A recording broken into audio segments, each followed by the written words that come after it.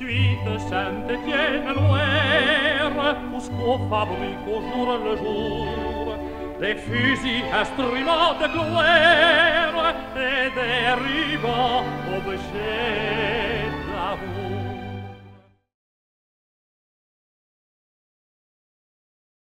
La neige recouvre enfin nos sommets et les skieurs pourront goûter tous les charmes de leur sport favori. Les cours de l'école moderne de ski ont donc pu recommencer ce dimanche. Ils sont permanents jusqu'à la fin du mois.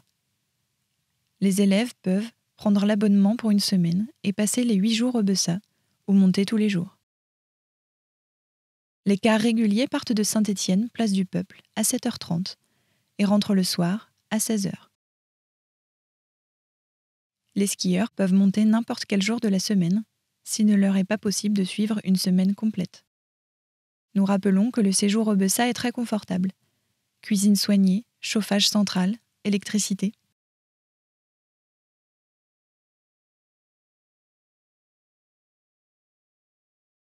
Les cours sont dirigés par M. Ploton, professeur diplômé de la Fédération française de ski, qui a le monopole en France de l'enseignement du ski.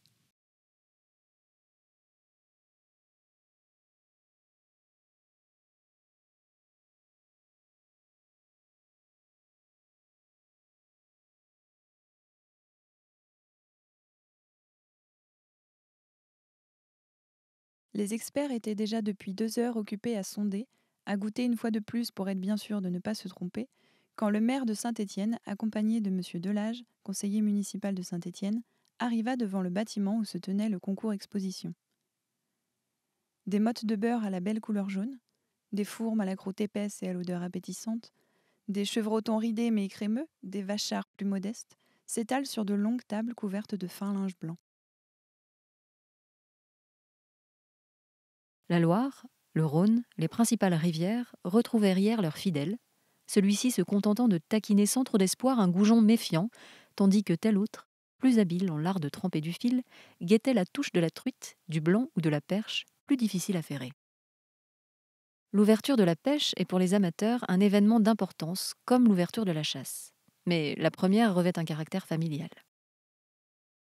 On ne compte plus en effet les familles pour qui l'ouverture de la pêche est l'occasion d'un déjeuner sur l'herbe. Et comme il est bien rare qu'un modeste verron ne soit pas accroché à l'hameçon d'une ligne, fût-elle tenue par la main la plus maladroite, tous, le soir, du plus petit au plus grand, reviennent contents. Personne n'est bredouille. Les chasseurs, prétendent les pêcheurs, ne peuvent pas toujours en dire autant.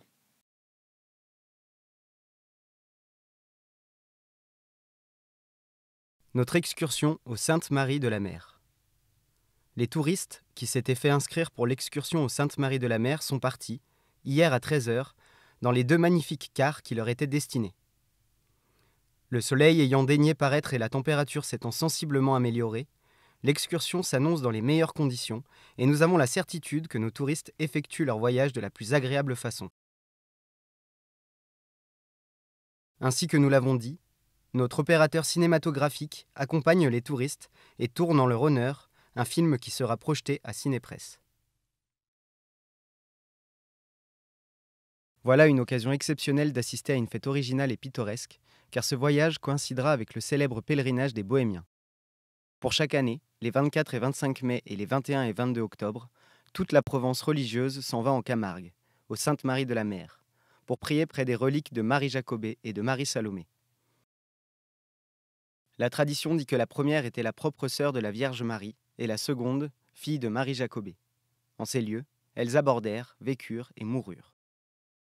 Le pèlerinage de mai, qui marque la date de la mort de Marie Jacobée, a un attrait particulier parce qu'il rassemble pendant plusieurs jours les bohémiens, romanichels, tziganes, gypsies, accourus d'Italie, d'Espagne, de l'Europe centrale et même de l'Asie. Les bohémiens ne viennent pas honorer les Saintes Maries, mais Sainte Sarah, leur servante noire, qui était d'origine égyptienne et qu'ils considèrent comme leur souveraine. C'est devant ces restes que tous les 7 ans, ils élisent leur reine dont l'autorité est sans appel. Ce pèlerinage comporte des cérémonies religieuses et profanes.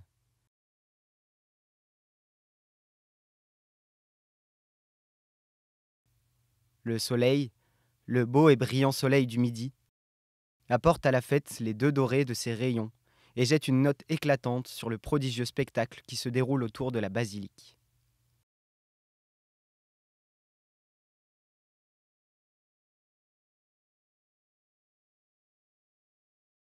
Plus de 300 000 francs, c'est ce qu'il en coûtera pour la création d'un jardin au rond-point. Un vaste bassin central, entouré de grands portiques ornementaux, formera le motif principal de la composition. Le jardin du rond-point est le premier jardin habitable de la ville.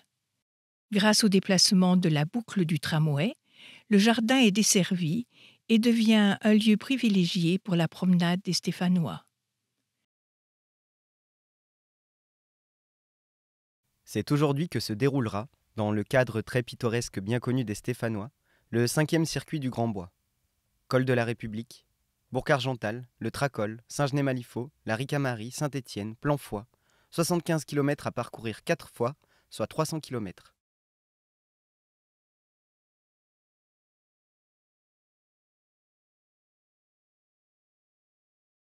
La compagnie électrique Loire et Centre organise cette année une nouvelle série de cours de cuisine gratuits et pratiques, dans le but de divulguer la cuisine électrique.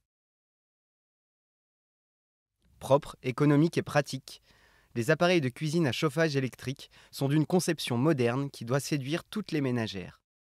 Plus de 150 d'entre elles, soucieuses de perfectionner leur talent culinaire, avaient répondu à l'invitation qui leur avait été faite. Monsieur Michel, directeur de la compagnie électrique, remercia les dames d'être venues si nombreuses et donna des explications très détaillées sur les appareils de cuisson électrique. Il lut aussi des lettres d'attestation de nombreuses clientes.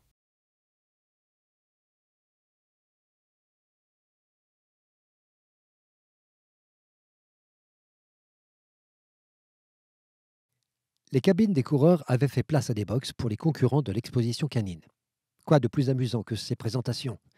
Des messieurs d'allure imposante, tenant gravement en laisse de tout petits chiens, avaient à la boutonnière un carton avec des chiffres, le numéro du concurrent. Tous, très dignes, conduisaient jusqu'au juge impassible le sujet qu'il s'efforçait de faire accomplir le tour du parquet en tenant la tête et la queue selon toutes les formes qu'exige le code canin. Bref, 300 chiens mêlant leur voix grêle ou forte et qui offrirent un spectacle à la fois pittoresque et intéressant.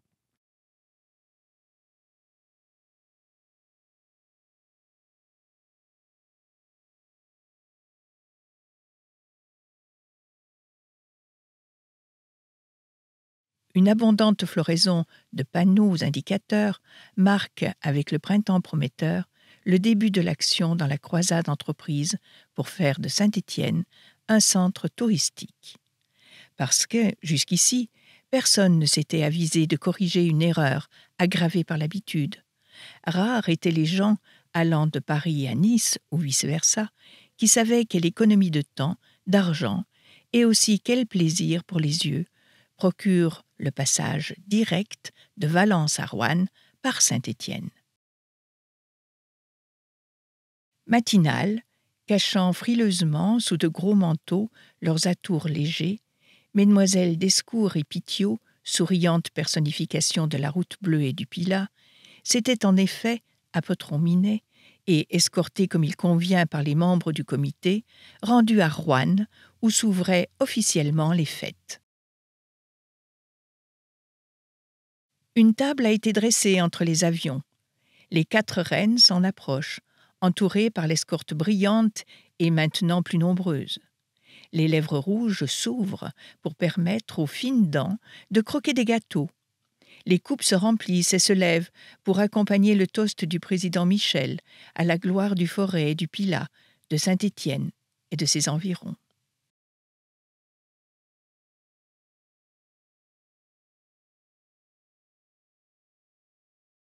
« 50 voitures avaient été annoncées. Plus de 200 suivaient le sillage de l'ambassadrice de Paris, lorsque, un peu avant midi, Mademoiselle Paris arriva devant le perron de l'hôtel de ville.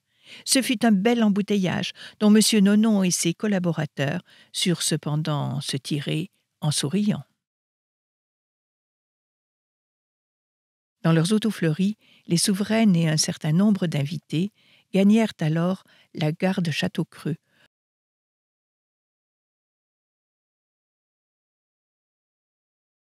La population ne fut pas déçue.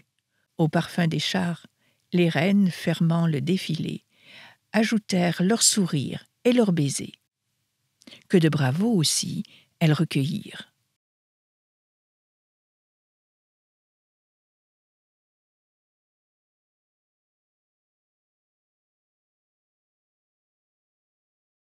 Saint-Étienne gardera toujours le souvenir des fêtes qui, en mars dernier, se déroulèrent avec un éclat incomparable. Nevers a, à son tour, fêté la route bleue. Aujourd'hui, ceux qui se sont mis en tête d'arrêter sur la route du Bourbonnais le trop-plein qui encombre la route de Bourgogne avaient convié les amis de la route bleue à quelque chose de plus complet et presque encore unique en France. L'inauguration de l'éclairage d'une section de la route désormais fameuse sur 4 km environ, à égale distance de Nevers et de Pouglézeau. Sur le perron de l'hôtel de ville de Nevers, nous voyons quelques-uns des membres du comité stéphanois de la route bleue.